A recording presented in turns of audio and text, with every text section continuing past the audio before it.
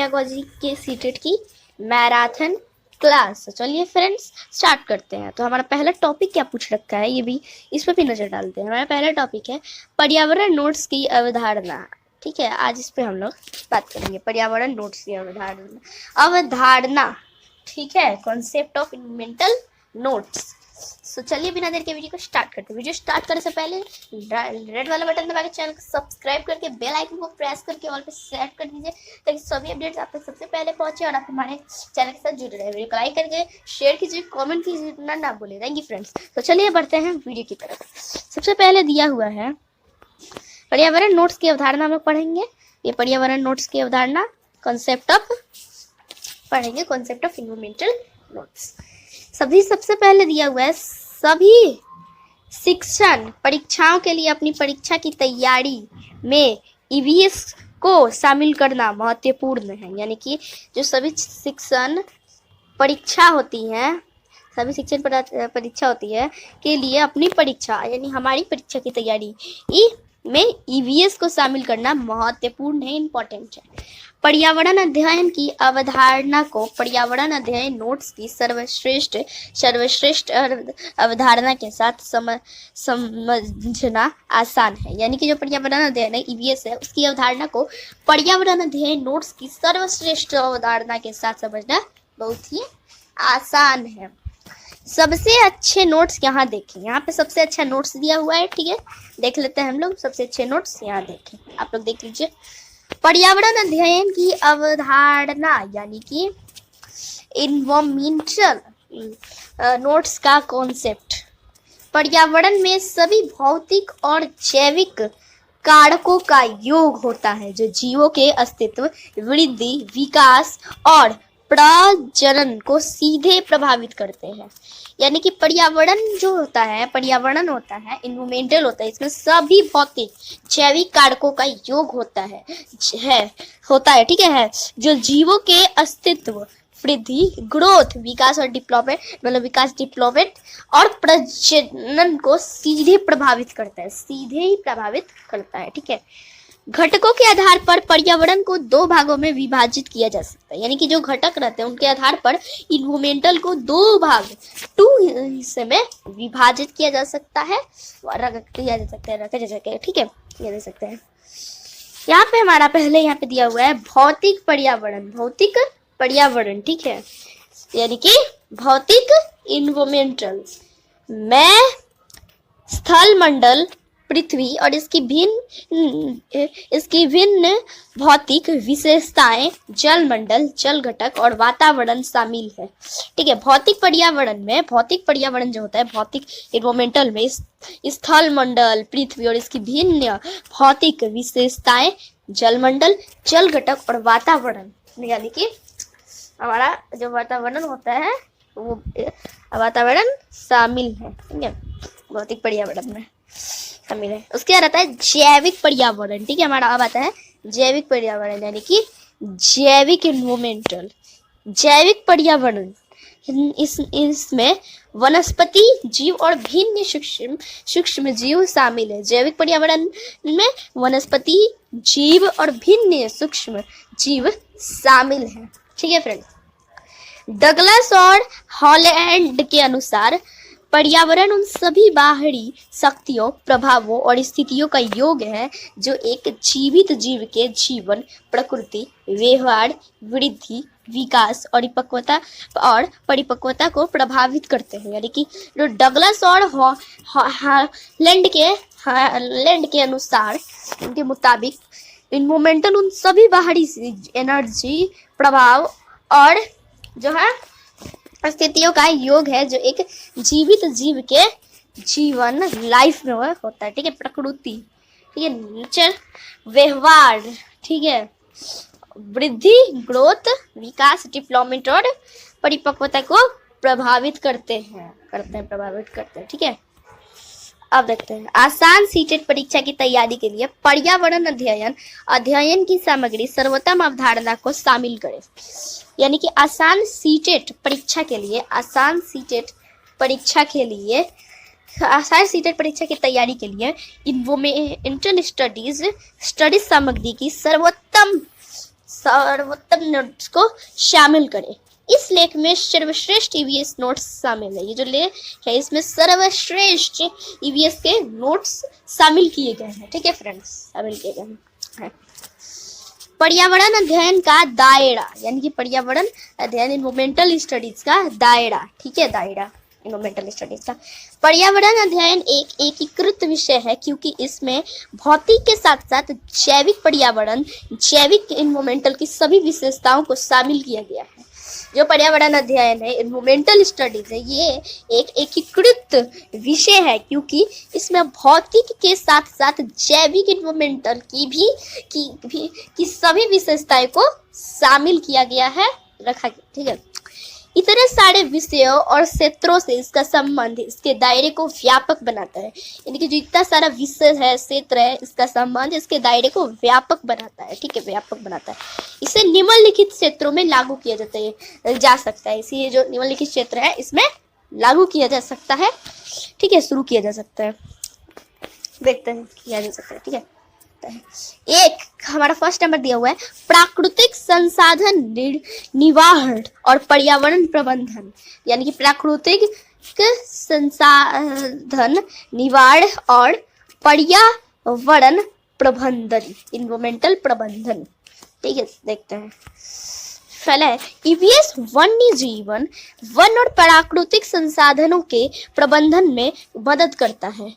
यानी कि जो ईवीएस रहता है वो वन्य जीवन, वन और प्राकृतिक संसाधनों के प्रबंधन में मदद करता है ईवीएस। ठीक है, ईवीएस प्रदूषण और प्राकृतिक संसाधनों की कमी जैसी विभिन्न समस्याओं का समाधान भी प्रदान करता है। ईवीएस जो है वो प्रदूषण और प्राकृतिक संसाधनों की कमी जैसे भिन्न समस्याओं का समाधान भी प्रदान करता है।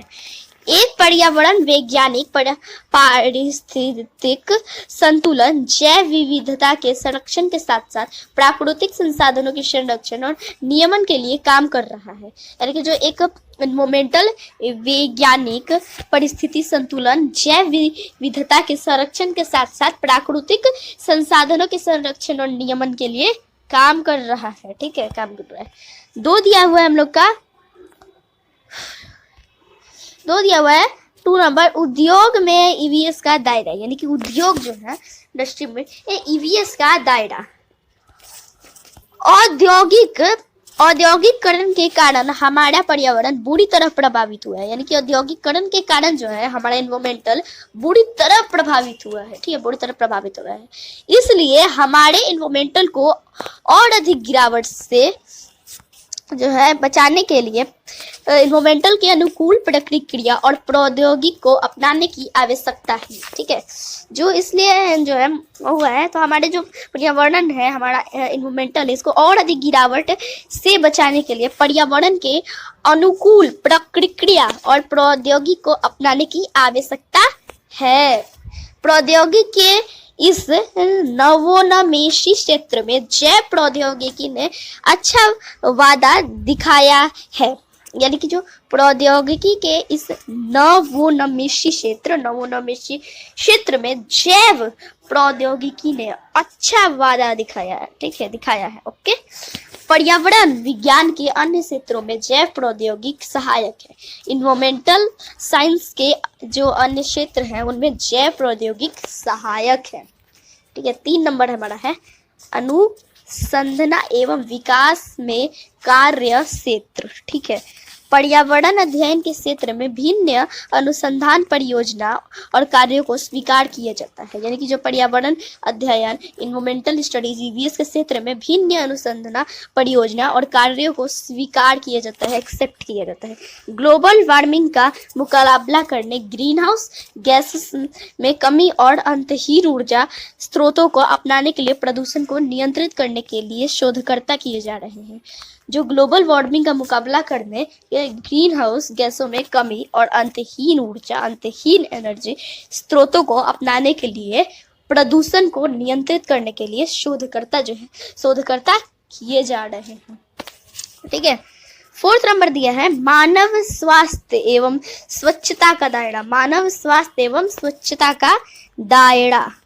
स्वस्थ एवं रोग मुक्त जीवन के लिए शुद्ध एवं स्वास्थ्यकर वातावरण आवश्यक है, अतः स्वच्छता आवश्यक है। इसलिए मानव स्वास्थ्य और स्वच्छता का अध्ययन पर्यावरण अध्ययन की एक महत्वपूर्ण विशेषता है।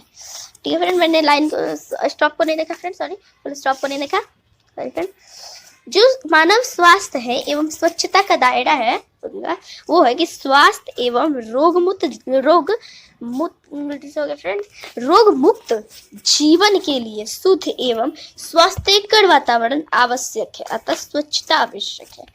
मतलब कि जो स्वास्थ्य एवं रोग मुक्त जीवन के लिए रोग मुक्त जीवन के लिए शुद्ध एवं स्वास्थ्यकर वातावरण आवश्यक है, अतः स्वच्छता आवश्यक है। इसलिए जो है मानव स्वास्थ्य और स्वच्छता का अध्ययन पर्यावरण अध्ययन एनवायरमेंटल स्टडीज ईवीएस की एक महत्वपूर्ण विशेषता है, एक इम्पोर्टेंट जो है क्वालिटी है। 5 नंबर है हमारा सामाजिक विकास में ईवीएस का दायरा। सामाजिक विकास में एनवायरमेंटल स्टडीज का दायरा पर्यावरण, सामाजिक विकास में पर्यावरण अध्ययन का दायरा। एनजीओ और मीडिया प्रदूषण संरक्षण और जागरूकता जैसे भिन्न जागरूकता मुद्दों को फैलाने का प्रयास कर रहे हैं, जिसके परिणाम स्वरूप जनता को पर्यावरण के भिन्न पहलुओं के बारे में जागरूक किया जा रहा है। एनजीओ जो है नेशनल गवर्नमेंट ऑर्गेनाइजेशन और मीडिया प्रदूषण संरक्षण और जागरूकता जैसे भिन्न जागरूकता मुद्दों को फैलाने का प्रयास कर रहे हैं, जिसके परिणाम स्वरूप जिसके जो परिणाम आया है वह रिजल्ट आया है, उसी के स्वरूप जनता को पर्यावरण एनवायरमेंटल के भिन्न पहलुओं के बारे में जागरूक किया जा रहा है। ठीक है, जागरूक किया जा रहा है फ्रेंड्स, जागरूक किया जा रहा है, देख सकते हैं जागरूक किया जा रहा है। ठीक है फ्रेंड, किया जा रहा है, जागरूक किया जा रहा है। ठीक है, अब बढ़ते हैं हम लोग यहाँ पे, मैंने कुछ ज्यादा ही बार बोल दिया फ्रेंड्स क्या। अब हम लोग यहाँ पे आ गए हैं, तो दिया हुआ है अब प्राथमिक स्तर पर ईवीएस शिक्षण के उद्देश्य, यानी कि जो प्राथमिक स्तर है उस पर ईवीएस शिक्षण के उद्देश्य। ठीक है, तो दिया हुआ है बच्चों को अच्छी आदतें और स्वच्छता विकसित करने के महत्व को समझने की अनुमति देना। यानी कि जो प्राथमिक स्तर पर ईवीएस शिक्षण के उद्देश्य है, इन्वायरमेंटल स्टडीज के उद्देश्य है, पर्यावरण अध्ययन शिक्षण के उद्देश्य है, वो है बच्चों को अच्छी आदतें और स्वच्छता विकसित करने के महत्व को समझने की अनुमति देना, जो है परमिशन देना। दूसरा कार्य को व्यवस्थित तरीके से करने के लिए बच्चों के कौशल का विकास करता है, बच्चों के कौशल का डेवलपमेंट जो है वो करता है। जो कार्य को व्यवस्थित तरीके से करने के लिए बच्चों के कौशल का डेवलपमेंट करता है। ठीक है, 3 नंबर हमारा पूछ रखा है यहाँ पे, 3 नंबर उन्हें सरल रेखांकन मानचित्र फ्लो चार्ट और सांख्यिकीय तालिकों को समझने के लिए, यानी कि उन्हें जो सरल रेखांकन मानचित्र फ्लो चार्ट और सांख्यिकीय तालिकों को समझने के लिए भी ये करता है। ठीक है, उन्हें सरल रेखांकन मानचित्र फ्लो चार्ट और सांख्यिकीय तालिकों को समझने के लिए भी करता है। हमारा जो 4 नंबर है वो ये रहा है हमारा प्रकृति के और परिवेश के अध्ययन में बच्चों की रुचि विकसित करना, यानी कि जो प्राकृतिक नेचर और परिवेश के स्टडीज में बच्चों की रुचि को विकसित करना। ठीक है, 5 नंबर हमारा पूछा रखा है, यहाँ पे आप लोग देख सकते हैं 5 नंबर पूछा है। एक बच्चे में रचनात्मक अवलोकन और नवीन गुणों का विकास करना। जो एक बच्चा होता है उस पर रचनात्मक अवलोकन और नवीन गुणों का जो है डेवलपमेंट करना। ठीक है, डेवलपमेंट करना। उसके बाद आता है ईवीएस का महत्व, इन पर्यावरण अध्ययन का महत्व। पर्यावरण अध्ययन आवश्यक है क्योंकि वे जीवन के लिए पेयजल, भोजन, वायु आदि के बारे में ज्ञान प्रदान करते हैं।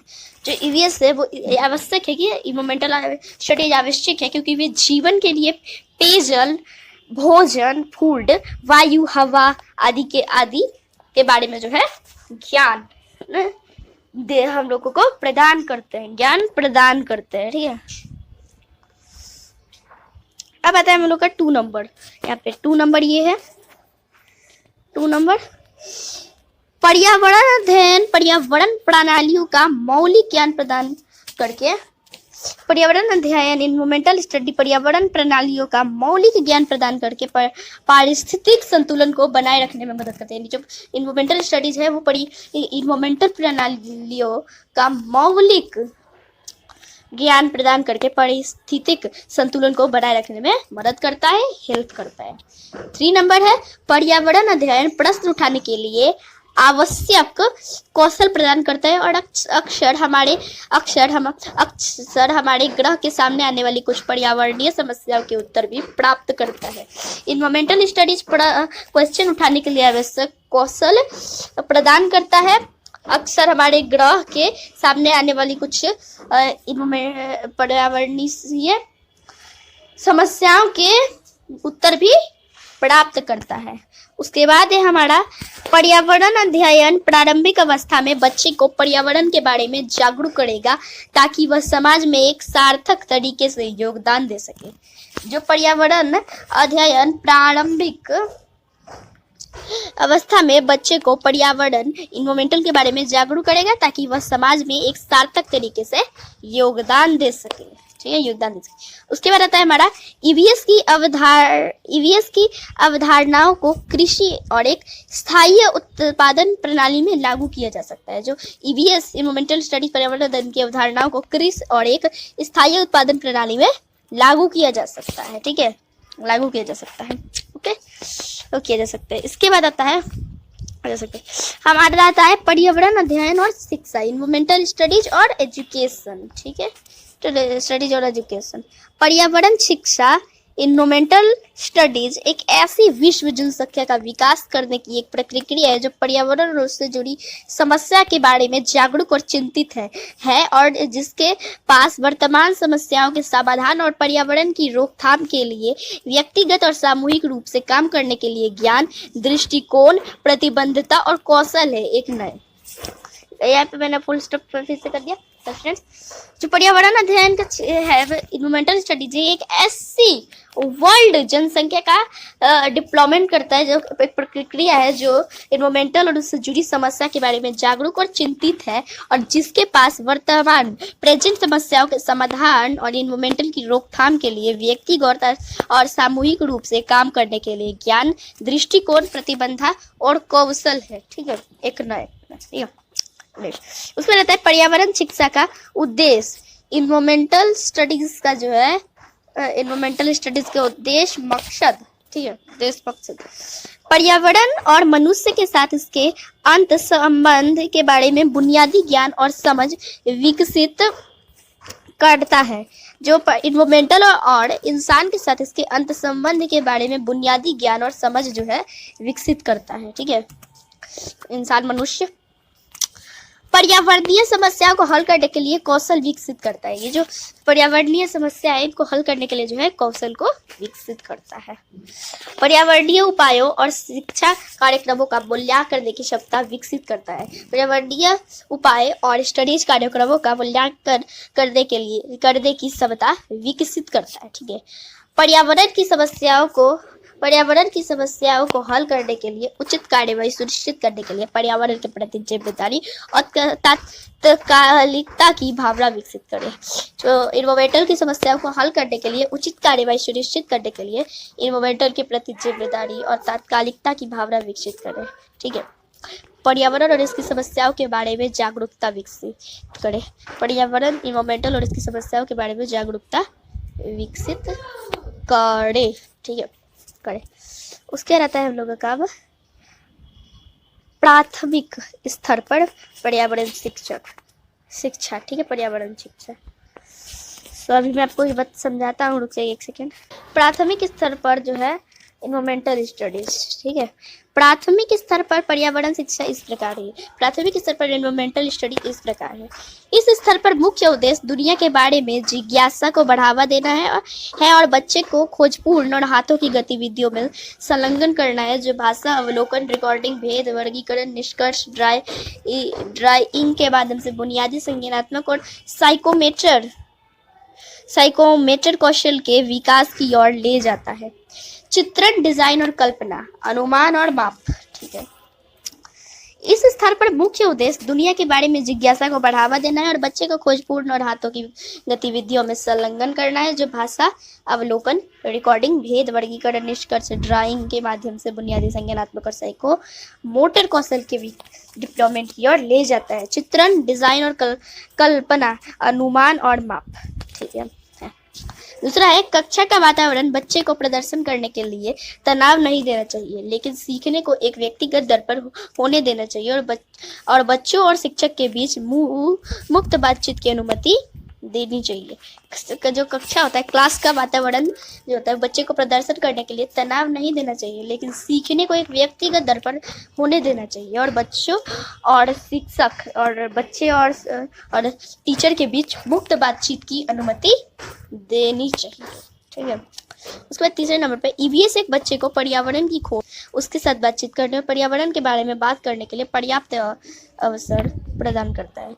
इन्वायरमेंटल स्टडीज, पर्यावरण अध्ययन एक बच्चे को इन्वायरमेंटल की खोज, उसके साथ बातचीत करने और इन्वायरमेंटल के बारे में बात करने के लिए पर्याप्त अवसर प्रदान करता है। पर्यावरण के बारे में बात करने के लिए पर्याप्त अवसर प्रदान करता है। उसके बाद आता है ईवीएस का पाठ्यक्रम एक बच्चे को स्वच्छता, ईमानदारी, संयोग और जीवन और इन्वायरमेंटल के प्रति चिंता के मूल्यों को आंतरिक बनाने में मदद करता है। कि जो पर्यावरण अध्ययन का पाठ्यक्रम एक बच्चे को स्वच्छता, ईमानदारी, संयोग और जीवन और इन्वायरमेंटल के प्रति चिंता के मूल्यों को आंतरिक बनाने में मदद करता है। पर्यावरण के प्रति चिंता के मूल्यों को आंतरिक बनाने में मदद करता है, हेल्प करता है। उसके अलावा आता है एकीकृत ईवीएस, एकीकृत पर्यावरण अध्ययन। जैसे कि राष्ट्रीय पाठ्य चर्चा की रूपरेखा 2005 द्वारा कहा गया है, प्राथमिक कक्षा के लिए पर्यावरण अध्ययन एक विषय होना चाहिए जो विज्ञान, सामाजिक विज्ञान और पर्यावरण से अवधारणाओं और सिद्धांतों को जोड़ता है और परिचालित करता है। पर्यावरण अध्ययन बहुत प्राथमिक स्तर से मैंने डॉट कर ही रखा, ठीक है। देखते हैं, स्तर कक्षा 1 और 2 पर नहीं पढ़ाया जाता है, लेकिन जीवन के उस चरण में जिस अवधारणा को जानना महत्वपूर्ण है उसे भाषा, गणित और कविताओं के माध्यम से पढ़ाया जाता है। जैसे कि राष्ट्रीय पाठ्य चर्चा की रूपरेखा 2005 द्वारा कहा गया है कि प्राथमिक क्लास के लिए इन्वायरमेंटल स्टडीज एक विषय होना चाहिए जो विज्ञान, सामाजिक विज्ञान और इन्वायरमेंटल से अवधारणाओं और सिद्धांतों को जोड़ता है और परिचालित करता है। इन्वायरमेंटल स्टडीज बहुत प्राथमिक स्तर कक्षा 1 और 2 पर नहीं पढ़ाया जाता है, लेकिन जीवन के उस चरण में जिस अवधारणा को जानना महत्वपूर्ण है उसे लैंग्वेज, भाषा, मैथ्स, गणित और कविताओं के माध्यम, राइम के माध्यम से पढ़ाया जाता है। ठीक है। उसके बाद यह राष्ट्रीय पाठ्य चर्चा की रूपरेखा 2005 ने सुझाव दिया कि प्राथमिक स्तर पर पर्यावरण अध्ययन, प्राथमिक स्तर पर इन्वायरमेंटल स्टडीज में परिभाषाओं, तथ्यों और अल्प जानकारी के लिए कोई स्थान नहीं होना चाहिए। ठीक है। राष्ट्रीय पाठ्य चर्चा की रूपरेखा 2005 ने सुझाव दिए कि प्राथमिक स्तर पर ईवीएस में परिभाषाओं, तथ्यों और अल्प जानकारी के लिए कोई स्थान नहीं होना चाहिए। ठीक है, कोई स्थान नहीं होना चाहिए। बच्चों को अभिव्यक्त करने, करके सीखने, प्रश्न पूछने और प्रयोग करने के अवसर प्रदान किए जाने चाहिए। बच्चों को जो है अभिव्यक्त करने, करके सीखने, प्रश्न पूछने, क्वेश्चन पूछने और प्रयोग करने के अवसर प्रदान किए जाने चाहिए। किताब में इस्तेमाल की जाने वाली भाषा औपचारिक नहीं होनी चाहिए, बल्कि ऐसी होनी चाहिए कि बच्चे उसे आसानी से समझ सके। क्योंकि बुक में इस्तेमाल की जाने वाली लैंग्वेज औपचारिक नहीं होनी चाहिए, बल्कि ऐसी होनी चाहिए कि बच्चे उसे आसानी से जो है समझ सके।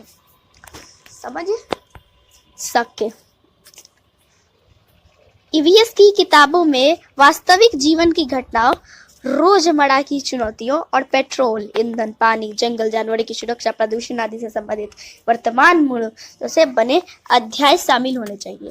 ईवीएस पर्यावरण अध्ययन की किताबों, बुक्स में वास्तविक जीवन की घटनाओं, रोजमर्रा की चुनौतियों और पेट्रोल, ईंधन, पानी, जंगल, जानवरों की सुरक्षा, प्रदूषण आदि से संबंधित वर्तमान मुद्दों से बने अध्याय शामिल होने चाहिए। ठीक है, ईवीएस की किताबों में बच्चे को बहस करने, संलग्न होने के अवसर प्रदान करने चाहिए।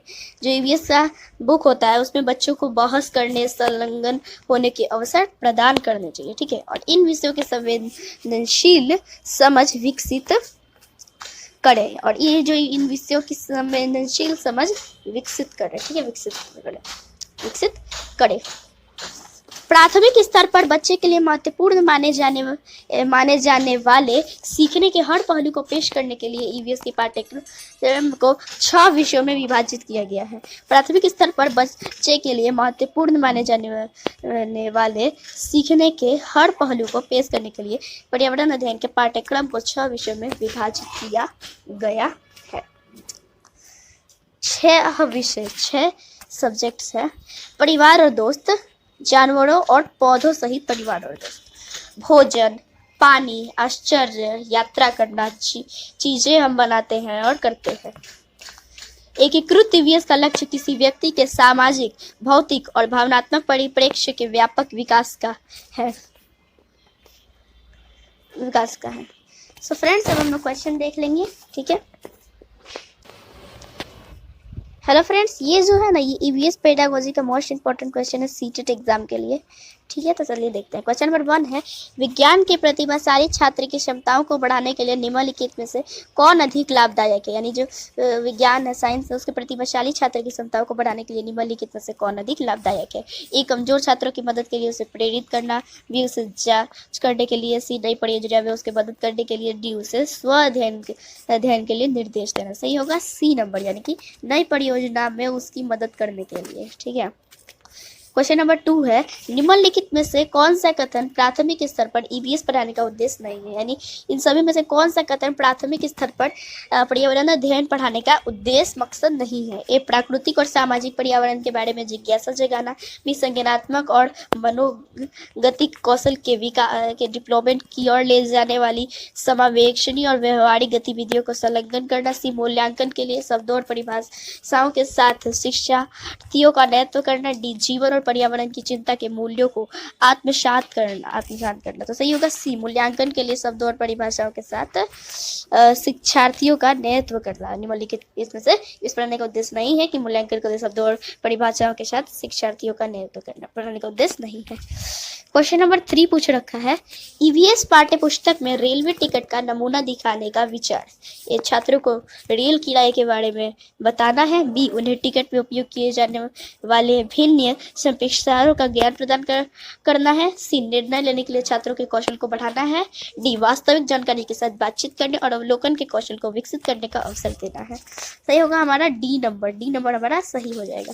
ईवीएस पाठ्य पुस्तक में रेलवे टिकट का नमूना दिखाने का विचार वास्तविक जानकारी के साथ बातचीत करने और अवलोकन के कौशल को विकसित करने का अवसर देना है।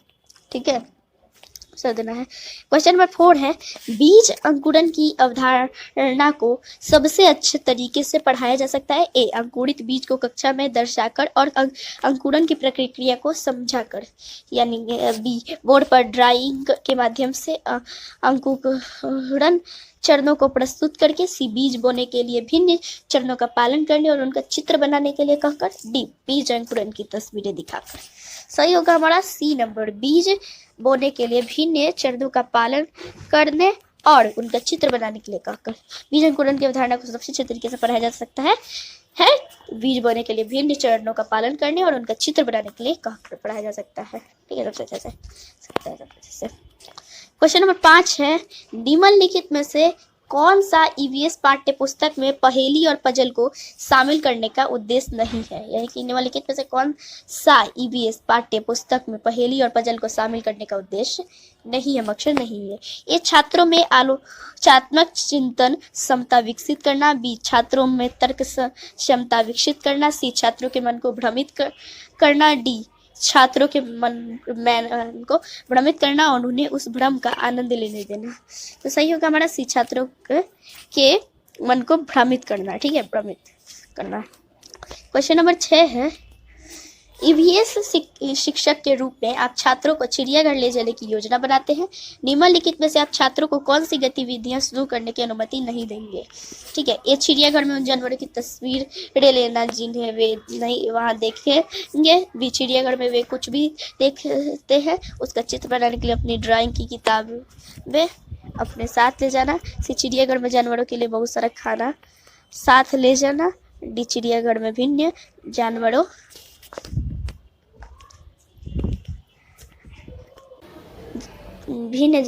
द्वारा खाए जाने वाले भोजन का पता लगाने की कोशिश करना। सही होगा बड़ा सी, चिड़ियाघर में जानवरों के लिए बहुत सारा खाना साथ ले जाना। ठीक है, इसकी ये होगा। क्वेश्चन नंबर 7 है। प्राथमिक स्तर पर मूल्यांकन में शामिल होना चाहिए। प्राथमिक स्तर पर मूल्यांकन में शामिल होना चाहिए।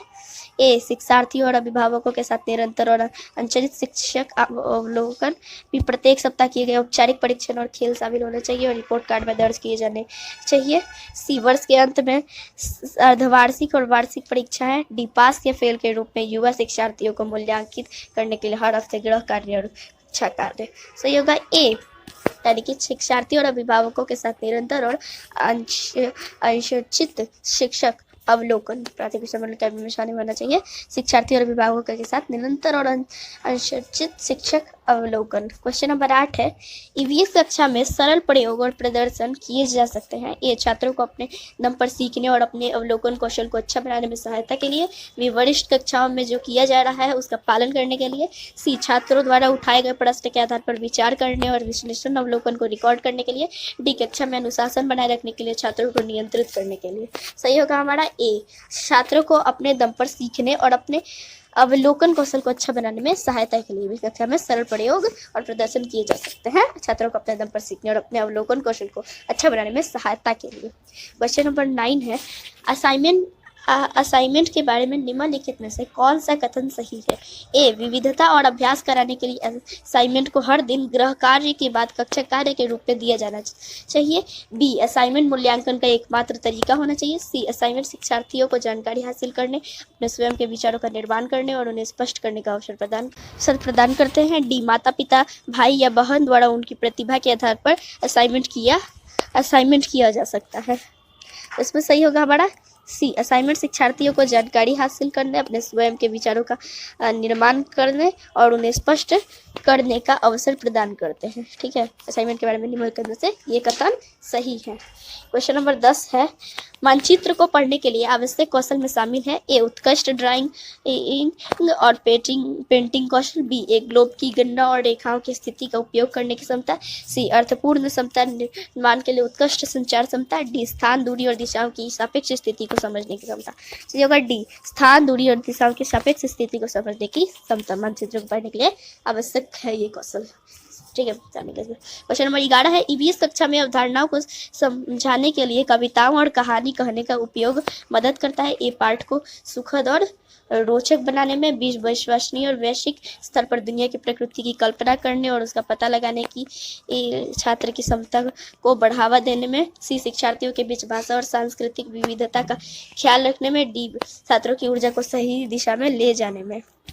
सही होगा हमारा यहाँ पे बी सही है।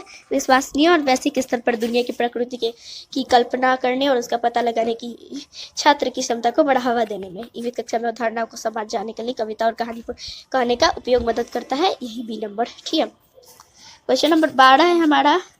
ईवीएस कक्षाओं को शिक्षार्थियों को हाथों पर गतिविधियों और जांच में शामिल करना चाहिए क्योंकि इससे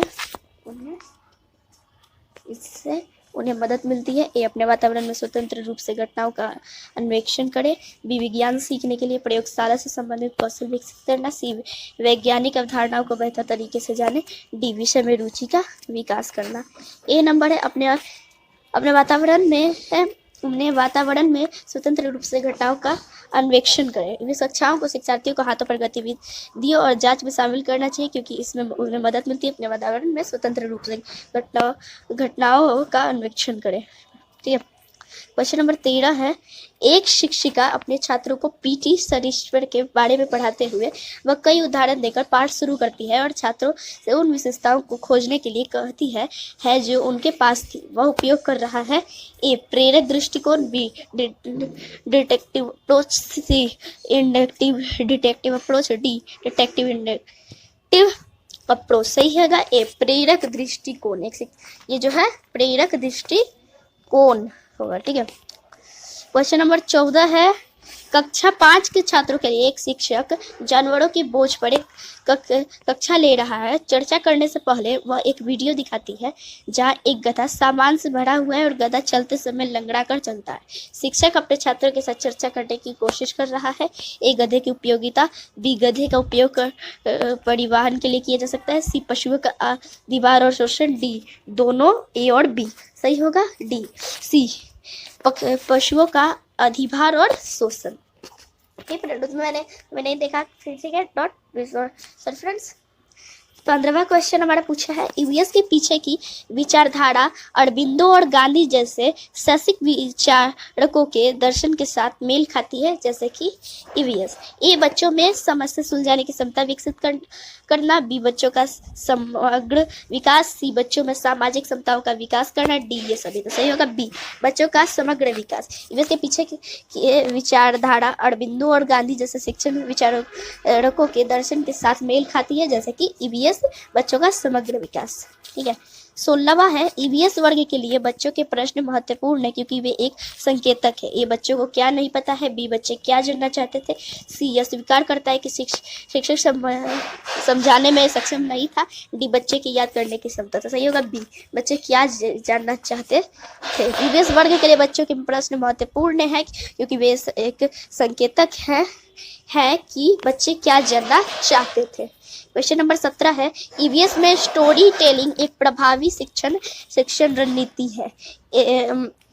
ए सीखने वालों को सुनने की क्षमता विकसित करने में मदद करता है, बी ये दूसरे के संदर्भ से स्थिति की कल्पना करने की क्षमता विकसित करता है, सी इससे शिक्षार्थियों में कहानी लेखन की क्षमता विकसित होती है, डी यह पाठ को बहुत रोचक बनाता है। सही होगा हमारा बी यह दूसरे के संदर्भ में से स्थिति की कल्पना करने की क्षमता विकसित करता है। ईवीएस में स्टोरी टेलिंग एक प्रभावी शिक्षण रणनीति है। यह दूसरे के संदर्भ से स्थिति की कल्पना करने की क्षमता विकसित करता है। क्वेश्चन नंबर 18 है, एक प्राथमिक शिक्षक बच्चों के साथ ईवीएस कक्षा में भिन्न फसल त्योहारों पर चर्चा कर रहे हैं। यह उनकी मदद करेगा ए इन त्योहारों के बारे में जानना, बी हमारे देश में कटाई की प्रक्रिया के संबंध में मौजूद विविधता को समझना, सी उनके अनुभवों को अर्थ प्रदान करके, डी दोनों ए और बी।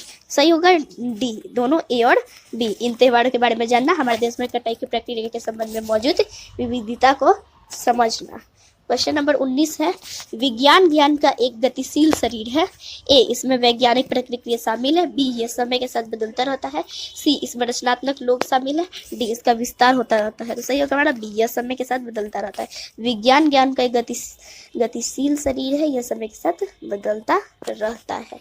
अब हम लोग का लास्ट क्वेश्चन नंबर 20 और लास्ट क्वेश्चन है, विज्ञान में व्यवहारिक कार्य में छात्र शामिल है। ए केवल प्रयोग, बी प्रयोगशाला केवल काम करती है, सी दोनों सामग्री और अप्रत्यक्ष अनुभवों से जुड़ना, डी हाथों के अनुभव ही। सही होगा सी दोनों सामग्री और अप्रत्यक्ष अनुभवों से जुड़ने। विज्ञान में व्यवहारिक कार्य में छात्र शामिल है, दोनों सामग्री और अप्रत्यक्ष अनुभवों से जुड़ना।